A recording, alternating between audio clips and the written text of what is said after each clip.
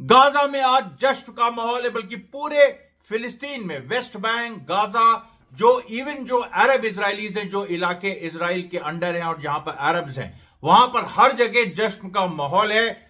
पहले फेज में, जैसा कि हम आपको बताते रहे हैं, हमास ने 3 सिविलियन महिला प्रिजनर्स छोड़ी, उसके बदले 90 फिलिस्तीनी महिला और माइनर प्रिजनर्स इजराइल ने छोड़े।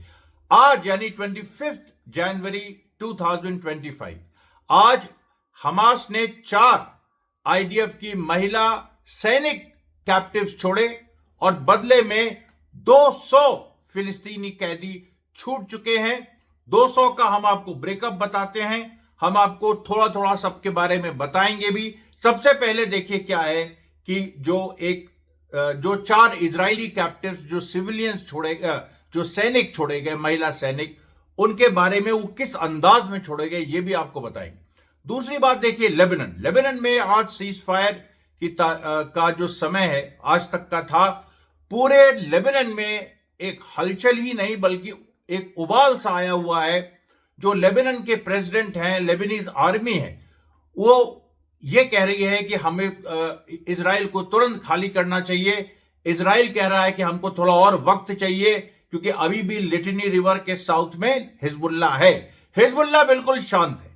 हिजबुल्ला, सबसे जो बड़ी बात है, हिजबुल्ला ने कहा था कि 26 जनवरी 2025 को हम जवाब देंगे, और वो 26 जनवरी 2025 को ही जवाब देगा। कल ही जवाब आएगा उसका, अगर इजराइल नहीं हटता है। क्योंकि इजराइल देखिए कई पहले से, यानी कल जो उसने कहा था कि हम नहीं हटेंगे, उससे काफी पीछे हटा है। लेकिन फिर भी कुछ जगहों पर बमबारी कर रहा है, खाली जगहों पे कुछ घरों को डिमोलिश कर रहा है, बफर जोन बनाने की कोशिश कर रहा है। लेकिन लेबनीज आर्मी भी आगे बढ़ती जा रही है, लगातार ये पूरी स्थिति बनी हुई है।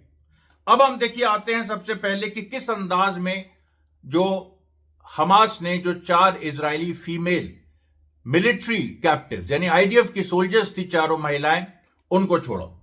उनको देखिए जब छोड़ा है हमास ने, तो उनको बकायदा स्टेज पे ले जाया गया। और ये देखिए, ये होती है दबंगई, ये होती है जीत। स्टेज पे लिखा हुआ है, और ये चारों महिलाएं जो हैं बिल्कुल खुश, अपने एक तरह से नए कपड़ों में, मतलब आप सोचिए, उनके अगल बगल हमास फाइटर्स, पूरा नकाब, वो भी एकदम चौक चावन, बिल्कुल एकदम फिट, और उनके भी कपड़े बिल्कुल चमचमाते हुए। इन 4 महिलाओं के भी कपड़े बिल्कुल चमचमाते हुए, कुछ कुछ मिलिट्री यूनिफॉर्म में हैं ये लोग। इनके आगे वो पूरे इनके नाम और उसका बैज लगा हुआ है। और जिस स्टेज में ये हैं, स्टेज में देखिए इनको ले जाया गया पूरी दुनिया के सामने, पूरी दुनिया के प्रेस के सामने, जिस स्टेज पे लिखा है कि the victory of the oppressed people versus Nazi Zionist. इस स्टेज पे लिखा है कि आज मजलूम लोगों की जीत हुई है नाजी जायनिस्ट पे, यानी इजराइल पे। यह स्टेज पे लिखा है पूरी दुनिया के सामने। यह खबर है कि इजराइल नहीं चाहता था यह लिखा जाए, और इजराइल ने बहुत बार अड़ंगा लगाने की कोशिश की लास्ट तक, लेकिन हमास नहीं माना। हमास ने कहा यह तो लिखा जाएगा। उसके बाद बैनर में यह भी लिखा है कि Netanyahu is a war criminal. उसके बाद यह लिखा है Palestinian fight for freedom and are always victorious. Palestinians fight for freedom and are always victorious. यह भी लिखा है हेल रेवोल्यूशन भी लिखा है। अरबिक में भी काफी चीजें लिखी हैं, और पूरे जगह, यानी पूरा जो बैनर है पीछे, उसमें जबरदस्त तरीके से ये सारी चीजें आ रही है।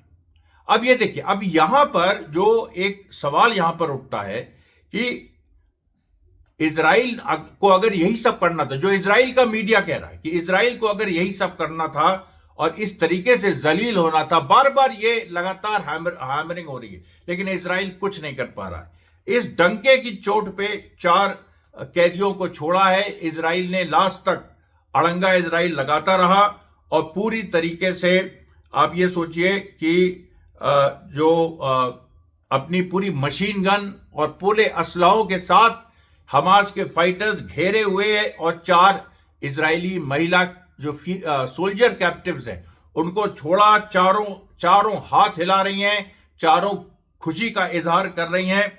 अब आपको मतलब इसमें देखिए, मतलब शब्द नहीं है हम लोग के पास जो इस समय हम कम्युनिकेट कर सके। उसके बदले में क्या हुआ, जो 4 महिला फीमेल सोल्जर्स हमास ने छोड़े, उसके बदले में इजराइल ने 200 फिलिस्तीनी कैदी छोड़े। पहले एक्सचेंज में 3 के बदले 90, इस बार 4 के बदले 200। हमास ने कहा था कि हम बड़ी संख्या में कैदियों को छुड़ाएंगे। आप विश्वास नहीं करेंगे, इसमें ऐसे ऐसे कैदी हैं जिनको उम्र कैद ही छोड़ दीजिए, 100 साल के ऊपर की सजा, यानी जो होता है जिनके ऊपर मल्टीपल चार्जेस होते हैं, जैसे हमारे यहां भी कई बार होता है कि sentence to 200 years in prison, मतलब हमेशा के लिए। उस तरीके के हार्ड कोर एकदम, जिनके ऊपर कई आईडीएफ के लोगों का, और पिछले करीब आप सोचिए 2025 है, ये 1990 से कई प्रिजनर्स जेल में, मतलब सालों हो गए, 25-35 सालों से। सबसे पुराना जो प्रिजनर एक आया वो 35 सालों से जेल में जो बाहर आया। अब इन 200 पैलेस्टीनियन प्रिजनर्स में भी डिवीजन देखिए। इन 200 पैलेस्टीनियन प्रिजनर्स में जिस तरीके से पूरा डिस्ट्रीब्यूट हुआ है, उसमें 114 वेस्ट बैंक में छोड़े गए हैं, 114, उसमें करीब 70 इजिप्ट बॉर्डर में छोड़े गए हैं। ये सबसे, जिनको इजराइल हार्डकोर मानता है, हम लेकिन फ्रीडम फाइटर्स मानते हैं। 70 जो है वो इजिप्ट बॉर्डर पे छोड़े गए। वो पैलेस्टाइन अंदर नहीं आएंगे, वो इजिप्ट से ही बाकी जो अरब देश है उनको ले लेंगे। उसमें टर्की भी है, उसमें ट्यूनीसिया भी है, सऊदी अरब नहीं है, उसमें एक और देश है, और हाँ, इजिप्ट खुद है। इजिप्ट ने भी कहा है कि हम भी उनको लेंगे। तो 114 हो गए वेस्ट बैंक में, जो कि, और उसमें भी कई ऐसे हैं जो रहेंगे वेस्ट बैंक में और दोबारा अरेस्ट नहीं होंगे, ये भी उसमें शर्त है। और वेस्ट बैंक में रहते हुए ये जो 114, इसमें से भी कई हैं जिनको उम्र कैद की सजा सुनाई गई थी। और जो 70 हैं जो इजिप्ट बॉर्डर पे छोड़े गए, जो बाकी देशों में जाएंगे, वो ज्यादातर उम्र दराज हैं और उनको बिल्कुल वो कहीं भी रह सकते हैं, कहीं भी। मतलब पूरा इजराइल ने ये कह दिया है कि हमारा कोई से नहीं है कि ये कहां जाएंगे, कैसे, मतलब, और इनको कोई भी देश लेना चाहे। ऑलरेडी 70 के 70 को तमाम मुल्कों ने ले लिया है। और जो उसमें जो 16 बच रहे हैं वो गाजा में छोड़े गए। तो सोचिए, गाजा में 16, वेस्ट बैंक में, क्योंकि देखिए वेस्ट बैंक फर्स्ट और सेकंड इंतिफादा का सेंटर रहा है, हम आपको बार बार बताते रहे हैं। और वेस्ट बैंक में बहुत भारी संख्या में वेस्ट बैंक के कैदी हैं जो छोड़े गए। और वेस्ट बैंक में आज सबसे भद्द महमूद अब्बास की हुई, पैलेस्टीन अथॉरिटी की हुई, जो ये कह रही थी कि हमास ने ये लड़ाई की, इतने लोगों को शहीद किया, वो बेकार था। हमास ने दिखा दिया बेकार नहीं था। इतनी भारी संख्या में, देखिए अंत में आते आते 2000 से 3000 फिलिस्तीनी कैदी छूटेंगे, लगभग आधे से ज्यादा। ये पूरी स्थिति आ गई है। और कुछ जगह इजराइल ने अड़ंगा लगाने की कोशिश की। एक यहूद ओलेरी करके एक फीमेल प्रिजनर हैं जिनको इजराइल ने कहा कि आज ही छोड़ो, जबकि ये था कि उनको अगले हफ्ते छोड़ा जाएगा। वो स्पेस इंजीनियर हैं और बहुत हाईली वैल्यूड प्रिजनर फीमेल है, और उनको जो है अगले हफ्ते हमास ने कहा छोड़ेंगे। नेतन्याहू ने पहले कहा था कि हम साउथ से नॉर्थ फिलिस्तीनी सिटीजन्स को नहीं आने देंगे अगर उस महिला, जो स्पेस साइंटिस्ट है, उसको नहीं छोड़ा। हमास ने कहा कि यह बात नहीं हुई थी, 4 लोगों के छूटने की बात हुई थी, हमने छोड़ दिया इनको। जो खास है, ये जो जिनके इजराइल बहुत सेंसिटिव है, वो हम अगले हफ्ते छोड़ेंगे। और इजराइल को झुकना पड़ा। इजराइल ने अलाउ कर दिया कि ठीक है, पहले इजराइल ने कहा था हम साउथ से नॉर्थ नहीं डाल देंगे, पहले इसको छोड़ो। हमास ने कहा कि नहीं, हम इसको अगले हफ्ते छोड़ेंगे। इजराइल ने कहा ठीक है, इजराइल ने कहा ठीक है, और इजराइल ने उसके बाद सीधे उनको छोड़ा। और वो मतलब जो साउथ से नॉर्थ, जो गाजा के जो रेजिडेंट्स हैं, जो धीरे धीरे आ रहे थे, अब बड़ी संख्या में आएंगे, और बिना किसी इंस्पेक्शन के उनके ऊपर कोई चेकिंग नहीं होगी किसी भी तरह की। ये बात साफ हो गई है। हालांकि देखिए, इसमें बहुत बड़ी संख्या, लाखों लोग जब बढ़ेंगे, तो कोई ना कोई दुर्घटना होगी, आपस में भी कुछ मतलब भगदड़ मच सकती है, इजरायली गोली भी चला सकते हैं, हवा में ही चला दें तब भी भगदड़ मच सकती है। हालांकि हमास ने पूरा प्रिपरेशन किया हुआ है, क्योंकि गाजा की बात है, गाजा के पूरे कंट्रोल में हमास है, जैसा कि आप जानते हैं। एक एक चीज हमास के मतलब पत्ता भी नहीं इस समय, परिंदा पर नहीं मार सकता बिना हमास के गाजा में। वेस्ट बैंक में वही स्थिति होगी, क्योंकि जो 114 लोग रिलीज हुए, आप सोचिए कितने सारे परिवार उसमें खुश हुए और उन्होंने हमास के नारे लगाए। वहीं जंग हो रही है, रमल्ला में ये लोग रिलीज हुए और जनिन में जंग चल रही है। जनिन में आज फिर कम से कम 4 इजरायली सोल्जर्स घायल हुए, 2 फिलिस्तीनी लड़ाके शहीद हुए और लगातार वहां पर जनिन में हमास अपनी जिस टेक्निक का इस्तेमाल कर रहा है कि अलग अलग एक्सिस पे फंसा रहा है इजरायलीज को घात लगा के, जिसके बारे में मैं आपको डिटेल में बताया था। आज भी बड़ा हीरोइक इंसिडेंट हुआ जब दो व्हीकल से जंप करके, यानी एक और इजरायली व्हीकल से दो इजरायली व्हीकल्स को लांग के फिलिस्तीनी फाइटर्स नीचे कूदे और उन्हीं इजरायली व्हीकल्स पर उन्होंने गोली चला दी। और ये कोई सोच नहीं सकता था कि वो ये करेंगे। और उसमें उनका ड्राइवर भी है, वो भी बुरी तरह घायल हुआ, कुछ सैनिक भी घायल हुए। और ये बड़ी घटना जनिन की बताई जा रही है। और चाहे वो जनिन में कबातिया हो, अल सिरिथिया हो, जहां भी हो, वहां पर ये लड़ाई जारी है। लेकिन वहीं बगल में रमल्ला, जो कि जनिन से बहुत दूर नहीं है, हार्डली 10 करीब आप समझ लीजिए अबाउट 30-35 किलोमीटर, और रमल्ला में वहां पर ये इस तरह का माहौल है हमास के फेवर में। यानी जो पूरी कोशिश इजराइल और पैलेस्टीनियन अथॉरिटी की थी कि फिलिस्तीनी जनता को यह बता दो कि इजराइल से लड़ने से कोई फायदा नहीं, झुक जाओ तो सब मिलेगा।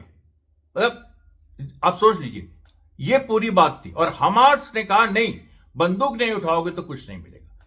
हमारे देखिए कुछ साथियों ने भी कहा कि आप सीधे कुछ घटनाओं को बताइए, एक्सप्लेन मत करिए। लेकिन आज का जो वीडियो है वो एक्सप्लेनेटरी है। और क्योंकि इसमें देखिए एक अलग तरह की बात है, वैचारिक संघर्ष की विजय हुई है, हमास की संघर्ष की विजय हुई है। हमास यानी सशस्त्र संघर्ष। किसी को समस्या हो सकती है वो हो, लेकिन आर्म्ड स्ट्रगल स्थापित हो गया है फिलिस्तीन में और उसके साथ साथ वेस्ट एशिया में और पूरी दुनिया में, कि अगर कुछ पाना है इजराइल और अमेरिका से तो सशस्त्र संघर्ष में जाओ। अमेरिका के अंदर तैयारियां हो रही है, वहां के छात्र, वहां के लोग सशस्त्र संघर्ष की तैयारी कर रहे हैं, क्योंकि ट्रंप और बाइडेन में जो संघर्ष हो रहा है वो अपने आप में एक सशस्त्र संघर्ष ही है।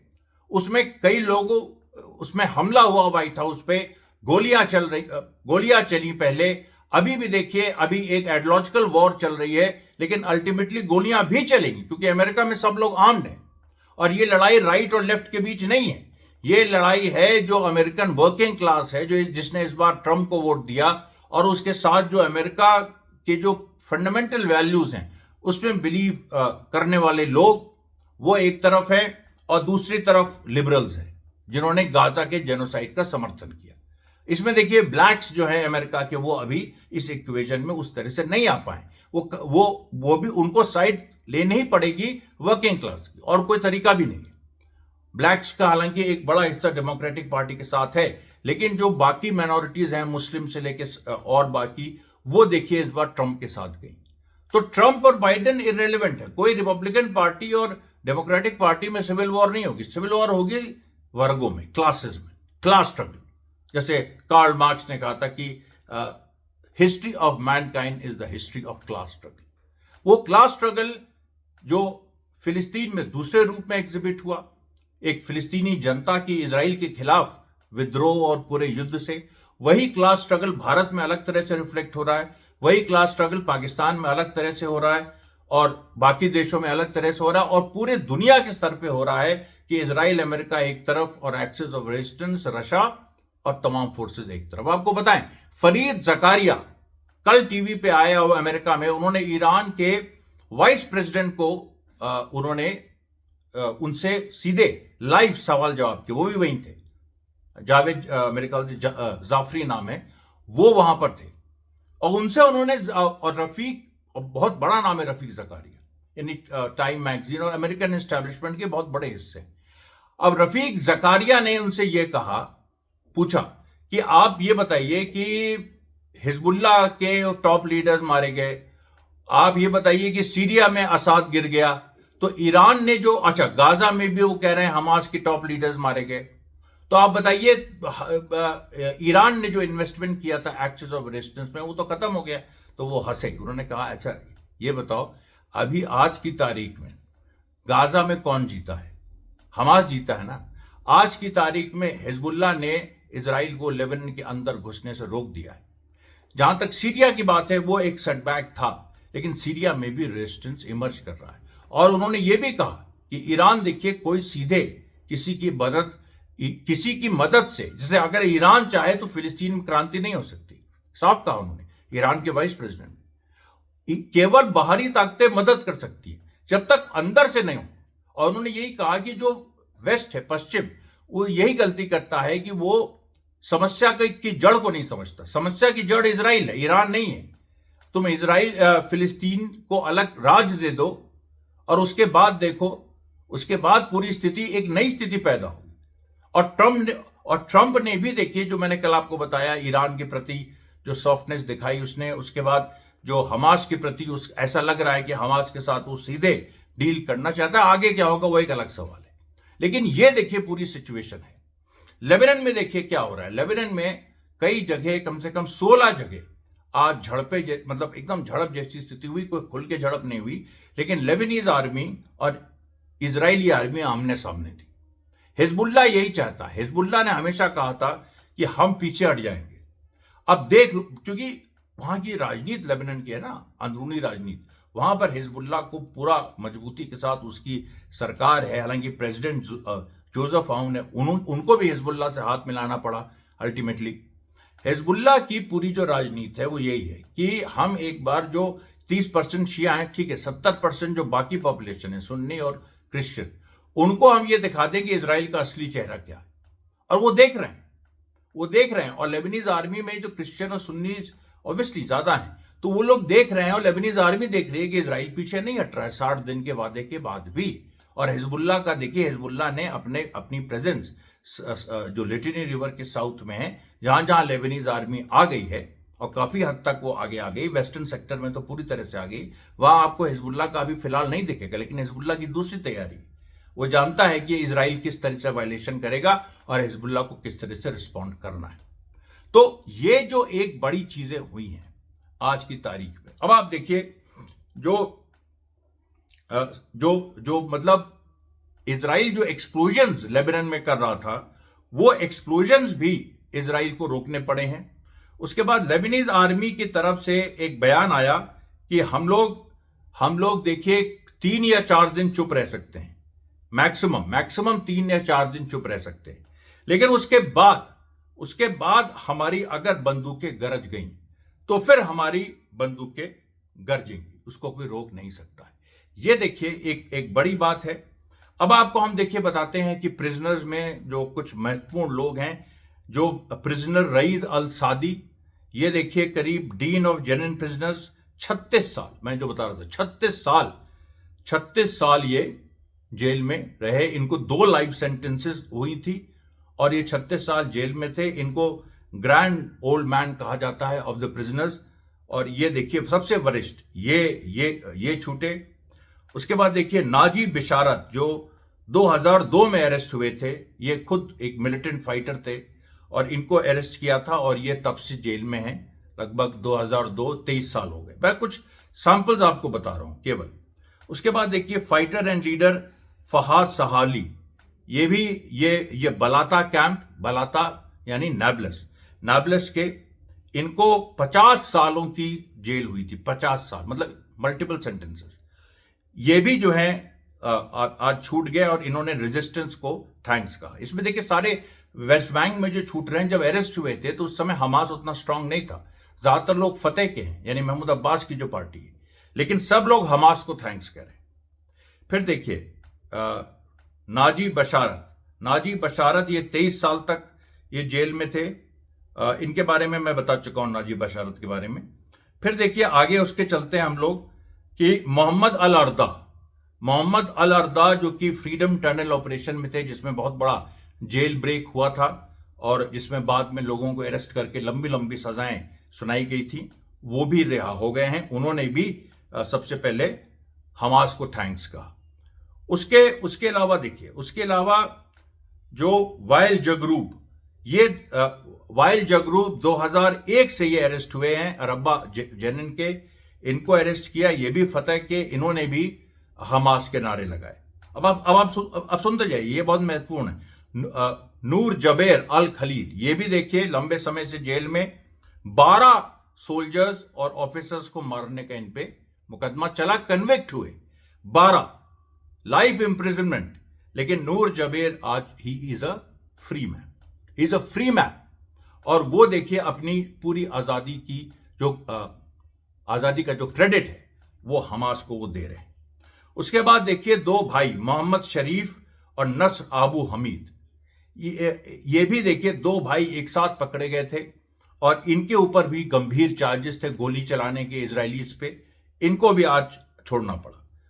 उसके बाद देखिए मोहम्मद अल तौस अबू शादी, इनको भी छोड़ना पड़ा, ये करीब 67 साल के। उसके बाद देखिए जो पूरा जो जितने फिलिस्तीनी कैदी छोड़े गए हैं, इनको करीब आप सोचिए कि 12,705 जो 200 कैदी छोड़े गए हैं, 12,705 सालों की इनको कैद की सजा सुनाई गई थी। 12,705 सालों की कैद की सजा सुनाई गई थी। अभी इन्होंने मैक्सिमम सबसे ज्यादा वो 35 या 36 साल काटे, 12,000।